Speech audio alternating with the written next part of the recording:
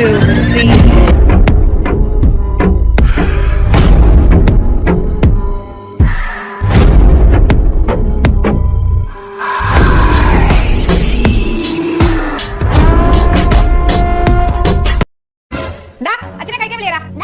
അടുത്ത നമ്മൾ പഠിക്കാൻ പോകുന്നത് വൃക്ഷത്തെ കുറിച്ചാണ്.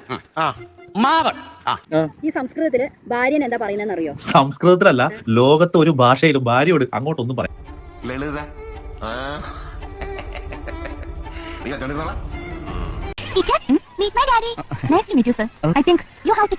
ഈ ഭൂമി കുടിച്ചാൽ എന്താ കിട്ടുക? ഭൂമി കുടിച്ച വെള്ളം, പിന്നെ കുടിച്ചാലോ? പിന്നെ കുടിച്ച പാറ, പിന്നെയും കുടിച്ചാലോ? Yes mister S P. തൊഴിലെ നക്ഷത്രങ്ങളും IPS എന്ന 3 അക്ഷരവും നെല്ലളന്നോ പാടം തീരെഴുതിയോ വാങ്ങിയതല്ലെങ്കിൽ നിങ്ങൾ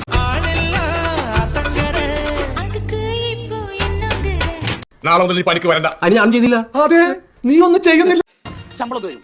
സ്റ്റാർട്ടിംഗിൽ ഒരു 1000 രൂപയാണ് ഞങ്ങൾ ഉദ്ദേശിക്കുന്നത്. സ്റ്റാർട്ട് ചെയ്ത 1000 പിന്നെ ഓടിക്കാൻ കൂടി കിട്ടുമോ?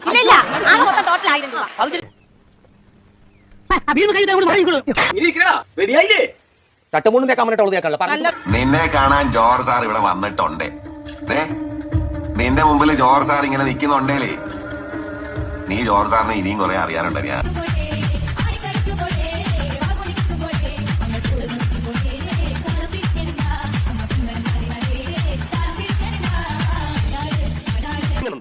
ഒരു വക കണ്ണടയും ടൈയും. എടാ, ഒരു പെൺകുട്ടിയെ പരിചയപ്പെടാൻ ഇങ്ങനെയാണോ ഡ്രസ് ചെയ്യുന്നത്?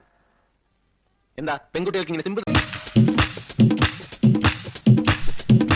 സദ്യ ഉഗ്രൻ. ഈ 4 പാട്ട് യേശുദാസ് പാടി തന്നെയാ. അത് തന്നെയാണ് ഞാൻ പറഞ്ഞത്. ഒരു പാട്ട് ജയചന്ദ്രന് കൊടുത്തുകൂടെ? വേണ്ട വേണ്ട വേണ്ട, ഞങ്ങൾക്ക് ശാപ്പാട് പിന്നെ മതി. ഞാൻ പറഞ്ഞു അല്ലേ? First prize ticket number K L ഇത് ഇവിടുന്ന് കൊണ്ടുപോയില്ലേ? ഇത് ഇവിടുന്ന് കൊണ്ടുപോയി. അതൊക്കെ ഞാൻ പറയാം. എന്നിട്ട് കാശായി ഞങ്ങൾ നോട്ടി കൊടുക്കാനാ. എത്ര? 7300. ഇതെന്താ വിളിച്ച കണ്ണിൽ 2 മുള വെച്ചിരിക്കുന്നത്? മോളല്ലടോ, ഈർക്കില്ല, കണ്ണറിയാതിരിക്കാൻ. അയ്യോ, ഇത് നേരത്തെ അറിഞ്ഞിരുന്നെങ്കിൽ അച്ഛൻ സുയിലാതെ കിടന്നപ്പോ അച്ഛന്റെ കണ്ണിൽ 2 ഇറുക്കിൽ വെച്ചാൽ മതിയായിരുന്നു. അച്ഛന്റെ കണ്ണടയില്ല. എന്നെ മനസ്സിലായോ?